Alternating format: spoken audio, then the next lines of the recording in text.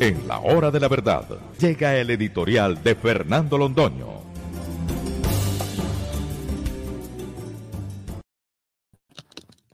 Queridos amigos, estamos llenos de reformas. Reformas al porta, reformas por aquí, reformas por allá. ¿Conducen a alguna parte?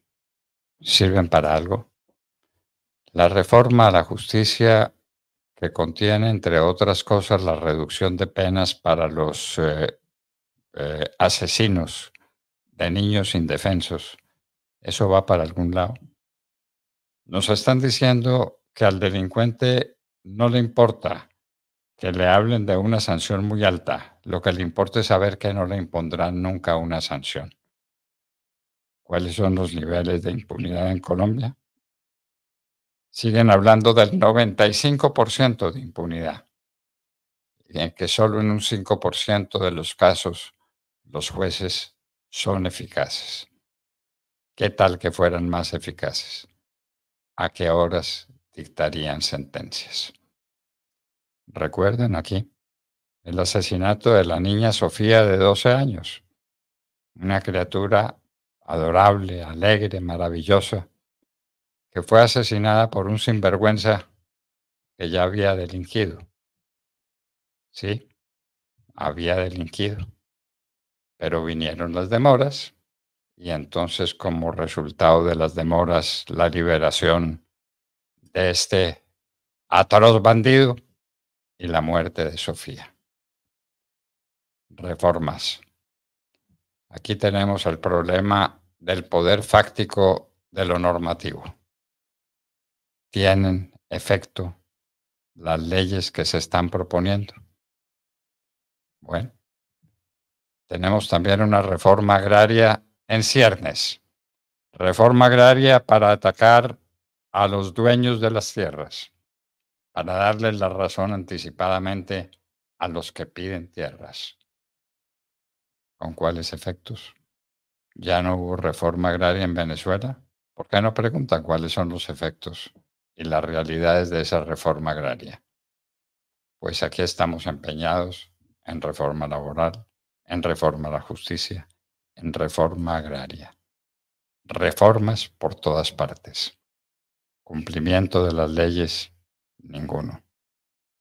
Las ministras del presidente Petro son cada vez más erráticas, menos capaces, menos contundentes.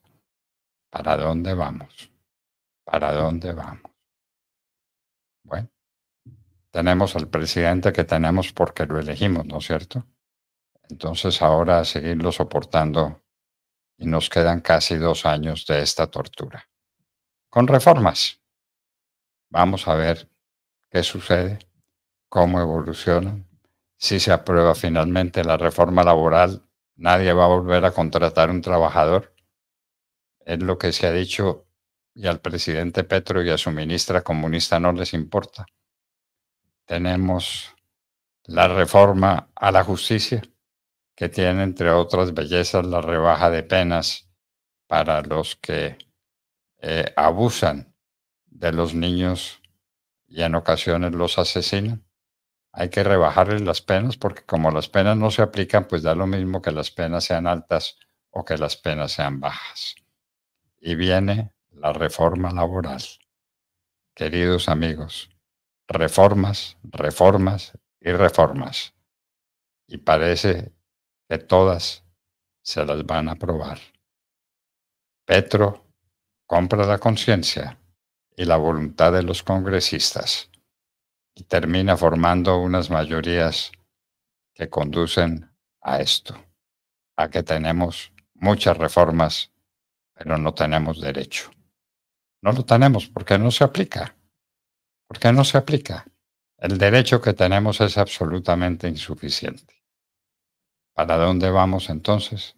Nadie lo sabe. ¿Para dónde va el país? El país no lo sabe. Sabe que está en un ambiente de reformas que se anuncian, de reformas que se pregonan, porque hay que cambiar, porque el mundo tiene que ser distinto. A ver, ¿distinto a cuál? ¿Cuál es el modelo que se va a aplicar? Vamos a hacer como cuál, como Singapur. Ojalá, ¿no es cierto? Ojalá. No, no, no, no. Vamos a hacer como Venezuela o vamos a hacer como Cuba. Nos vamos a quedar a oscuras, pero tal vez también con huracán, el huracán de Petro. Esta es la realidad. Lo que está alrededor nuestro es un ambiente de reformas con efectos. ¿Qué tal los efectos en Venezuela? ¿Qué tal los efectos en Cuba? Reformas y reformas. ¿Para qué y para dónde? Nadie lo sabe.